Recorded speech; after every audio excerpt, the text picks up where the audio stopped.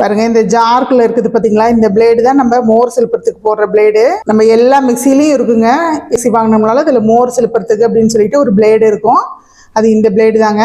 இப்போ இந்த பிளேடை கழட்டிட்டு இதில் வந்து நம்ம வேறு பிளேடு போட்டோம் அப்படின்னா சட்னிக்கு அரைக்கிறத அரைச்சிக்கலாங்க. அந்த பிளேடை கழட்டிட்டு இந்த பிளேடை போட்டோம் அப்படின்னா இதுலேயும் மோர் சிலுப்பிக்கலாம்.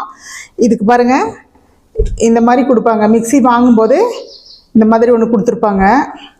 எல்லா மிக்சிலையும் இருக்குங்க, கண்டிப்பாக எல்லார் மிக்சிலையும் இருக்கும். இது வந்து இந்த ஜாருக்குள்ளே இப்படி விட்டு தள்ளி விட்டுக்கிற மாதிரி. இது வந்து நம்ம ஸ்பேனர் இருக்கும் இல்லைங்களா, நம்ம இதில் எல்லாம் ஸ்பேனர் கழட்டுறது, அதே மாதிரி இது பிளாஸ்டிக்கில் அந்த இது கழட்டுற மாதிரி. இப்போ பாருங்கள், இதை கழட்டி காட்டுறேன், நல்லா பக்கத்தில் வச்சு கழட்டி காட்டுறேன். இந்த இதை இப்படி உள்ளே விட்டு இப்படி கழட்டணுங்க. கீழே இந்த புஷ்ஷை வந்து நம்ம கையில், இந்த கையால், இடது கையால் இந்த புஷ்ஷை பிடிச்சிக்கணும். பாருங்கள், இப்படி சுற்றணும் அப்படின்னா கழண்டுக்கும். ரொம்ப சுலபமாக கழண்டு வந்துடும்.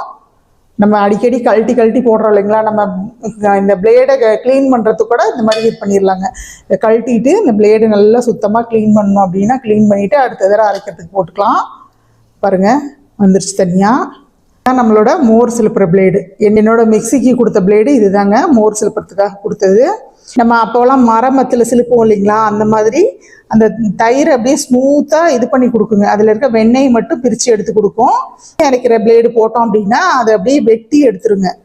நம்ம சட்னிலாம் எப்படி தேங்காய் பொட்டுக்கடலை எல்லாத்தையும் அரைக்குது இல்லையா, அது மாதிரி நம்ம தயிரை அரைச்சிருங்க.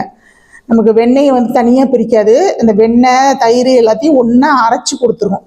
அந்த மாதிரி இல்லாமல் நம்மளுக்கு இதில் வந்து சுற்றி விட்டு மோர் மட்டும், நம்ம மோர் தனியாக, நம்ம இதை வந்து அந்த தயிரை நல்லா அப்படியே ஸ்மூத்தாக சுற்றி எடுத்து மோர் தனியாகவும் நமக்கு அந்த வெண்ணெய் தனியாகவும் எடுத்து கொடுக்கறதுக்கு தான் இந்த மாதிரி கொடுத்துருப்பாங்க. இந்த ஓட்டை இருக்குது இல்லைங்களா, இந்த ஓட்டைக்குள்ளே அப்படியே வேகமாக சுற்றும் போது போய் வந்து நமக்கு சுலபமாக அந்த வெண்ணெயும் மோரும் பிரிஞ்சு வந்துடும். அதுக்காக தான் இந்த மாதிரி பிளேடு. இந்த பிளேடு தான் நான் யூஸ் பண்ணி மோர் எடுப்பேன். இதில் போட்டு தான் நம்ம மோரை வெண்ணெயெல்லாம் பிரித்து எடுக்கிறோம்.